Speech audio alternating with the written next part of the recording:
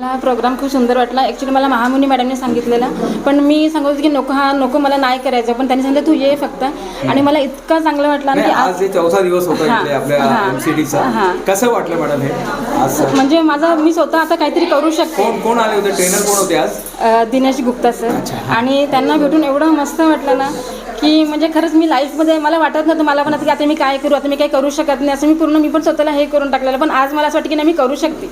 म्हणजे आज जो पंछी आजाद हो गया, वो विचारों का जो पंछी था मॅडम, खरंच आज ते हे झालंय, फ्रीडम मिळाली. खूप फ्रीडम मिळाली. आणि मी फर्स्ट टाइमच असं ऐकलं आणि मला फार म्हणजे माइंड पूर्ण फ्रेश झाली. मी आता काहीतरी खरंच करेल आणि पहिला कॉल तुम्हालाच करेल. काय करायचं तुम्ही विचार केलाय आज? तुम्ही संकल्प कुठला घेतलाय 2026 मध्ये? कुठला बिझनेस करणार आहे ताई?